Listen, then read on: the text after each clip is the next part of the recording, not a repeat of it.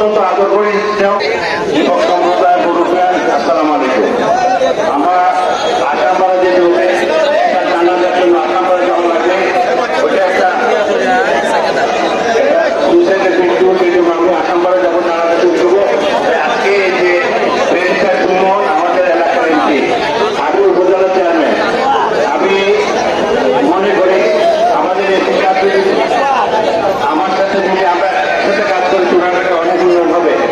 গতকালকে আমি আমাদের কার্যসরকার নিয়ে বসছিলাম যানজটের ব্যাপারে কি করা যায়, এটা আমরা প্রতি সপ্তাহে ফলো আপ করবো। আমরা যদি ব্যারিস্টার সুমনের মতো মানুষকে ধরে না রাখতে পারি, এটা আমাদের ব্যর্থতা। আপনার চূড়ান্ত আমার একটা অনুরোধ, আপনারা যেরকম সোচ্চার হয়েছেন, জাগ্রত হয়েছেন, আপনাদের কাছে আমার একটা অনুরোধ, ব্যারিস্টার সুমনকে বাঁচিয়ে রাখার জন্য যা যা করা আমরা চূড়ান্তকে বাঁচিয়ে করবো। আমি বেশি কথা সাধারণত বলি না, তবে একটা কথা বলি যে ব্যারিস্টার সুমনের মতো আরেকটি এমপি সারা বাংলাদেশে কোথাও নাই। এই যে এমপি, আমি গেছিলাম আপনার ওই চরমনায়, চরমায় আমি বলছি, একটা ছেলে বলে যে আঙ্কেল আপনার বাড়ি কোথায়? আমি যে হবিগঞ্জ। হবিগঞ্জের কোন জায়গায়? আমি বলছি চুনাঘাট। ব্যারিস্টার সুমনকে ছিলেন? আমি বলছি আমার থাকি না। তো চরমনায় বলেন আর বাংলাদেশ যে কোনো জায়গায় বলেন, আমি ঢাকায় কোনো ব্যাংকে গেলাম, কিন্তু বলে আঙ্কেল আপনার বাড়ি কোথায়? আমি হবিগঞ্জ, তো ব্যারিস্টার সুমনের এলাকা। এই যে একটা পরিস্থিতি, সোনাঘাটকে দিয়ে আমার পরিচিত করতে হয় না, ব্যারিস্টার সুমনের দিয়ে আমি পরিচিত হতে পারি।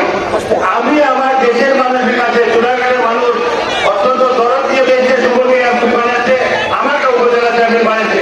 আমি দেশবাসীর কাছে একটাই চাইবো, সুমনের জন্য যত রকমের আন্দোলন করা লাগবে আমি তোমাদের কাছে আছি। আমার যে দুনিয়ার ছেলেরা আছে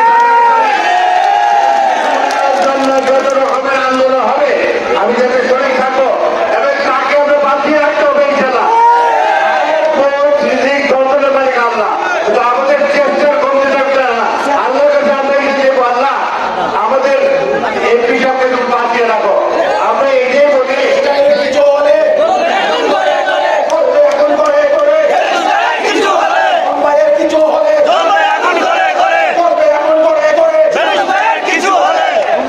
ব্যারিস্টার সুমনকে আমি অত্যন্ত আদর করি, স্নেহ করি।